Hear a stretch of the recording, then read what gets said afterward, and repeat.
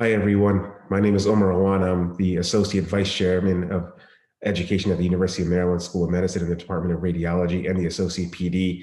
I'd like to share today a video on 5 cardinal mistakes that residency applicants make during their interview process and how to avoid them. Hopefully, this will be very beneficial for you.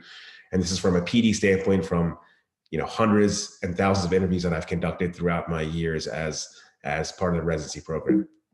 So let's get right to it. Mistake number 1, applicants hearing but not listening to questions. And you may feel that you're immune to this, but listen carefully. So what I mean by this is we're hearing the questions, but you're not listening to the question. So for example, I may ask you, tell me about yourself. And let's pretend this is an internal medicine application, interview. And I'm asking you, tell me about yourself. And the applicant goes on to tell me how passionate he or she is about internal medicine, how they love internal medicine, and how their life has been directed so that they're going to be a wonderful internal medicine doctor.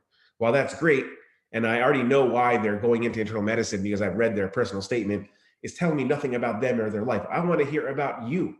When you get asked, tell me about yourself, we want to hear about your life. What are the things that you like to do? What do you like to do outside of work? What were important factors in your life and your upbringing? Were you a family person? Do you like skiing? Do you like biking? We want to learn about you. We already know why you want to go into internal medicine. And quite frankly, if we want to ask you that, that'll be a separate question. So, always listen to the question, just relax. It's a low-key interview. We're just trying to get to know you as a person. So just answer the question that is asked. That's mistake number 1. Mistake 2, not doing your homework. And what I mean by that is a lot of programs put a lot of great information on the website about their program.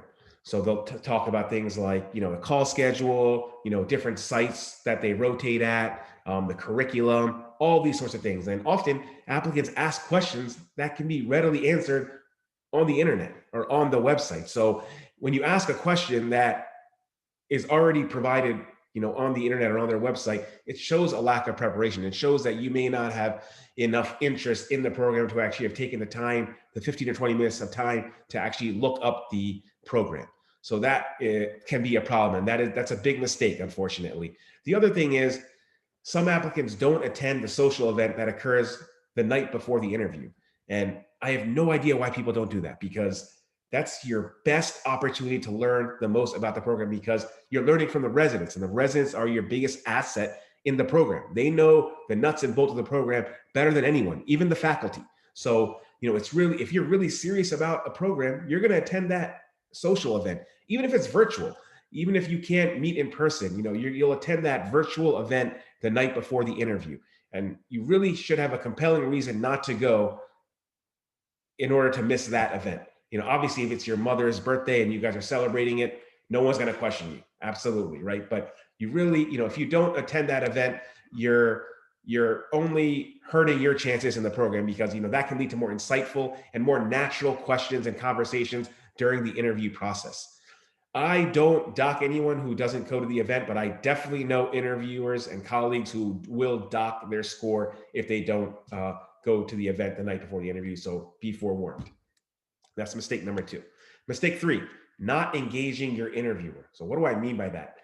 Engagement means to attract or to gain the attention of the interviewer.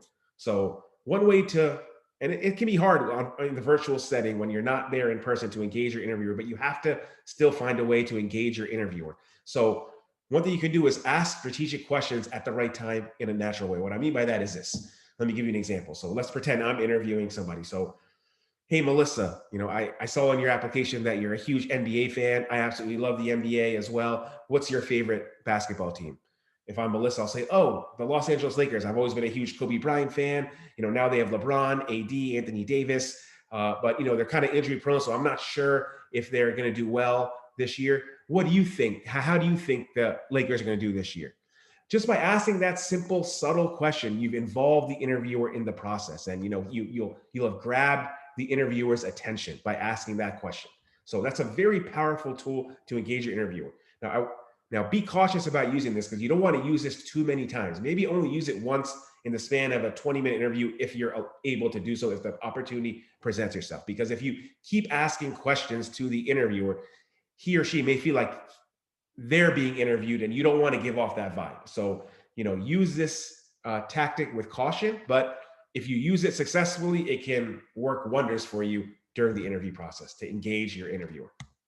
Mistake 4, not showing transparency on EROS or in speech. And what I mean by that is this. There was one time, several times this has occurred, but, one, that I remember very vividly is, a couple of years ago, there was an applicant that said that they were a diehard NBA fan. And I asked them, hey, what do you think about the LeBron James trade, to the Los Angeles Lakers? At that time, he had just signed with the Los Angeles Lakers, and they had no idea that LeBron James was traded or was going to the Los Angeles Lakers. Well, he wasn't traded, but he signed with the Los Angeles Lakers. But how can you be an NBA fan and not know that one of the best players in the NBA is going to the Los Angeles Lakers? I mean, that you have to be truthful in your interests and your hobbies on EROS. The same is true when you're actually talking. You want to be very transparent and very open. Don't be guarded when you're talking. It's a really chill, laid back interview. Again, we just want to learn about you and who you are as a person. It's not the time to be guarded when you're at a 20, 25-minute interview. You can be shy, but I'm shy. I'm actually a very shy person, but if I'm in an interview, I'm going to be very open and transparent, and I'm going to engage the person that's talking to me. So, whether you're shy or you're not, or you're, super talkative, you can still be very pleasant and you can speak very well and very openly and have a nice discussion with your interviewer. So please be transparent and please be open when you're talking. The final mistake is not connecting with your interviewer. What is an interview? It's simply having a conversation and connecting and establishing rapport and a relationship with the person that you're talking with for 20 or 25 minutes. This may be a very interesting analysis or analogy, but I want to make this analogy. So think of the interview as going on a first date. When you're going on a first date, you want to make somewhat of an impression on your significant other. And by the end of the first date, you want to see or assess if you'll have earned a second date. And that's the way you should kind of approach the interview as well. By the end of your interview, you should ask yourself, well, would this person want to talk to me again? Will this person be interested in am I memorable to this person by the end of the interview, right? And ways that you can make yourself memorable are very simple. Smile, laugh, use body language. If there's something that you're passionate about, increase or decrease your tone of voice when you're talking. Ask questions that show your interest, show your humanity. If you do these things, the interview will feel less like an interview and more like a natural conversation, and you'll be very successful with connecting with your interviewer. If you can avoid these mistakes, I promise you, you're going to do fantastic on the interview. Good luck to everyone. I hope you guys all dominate your interviews these next couple months. You guys are all going to do great. If there's anything I can do to help, please let me know.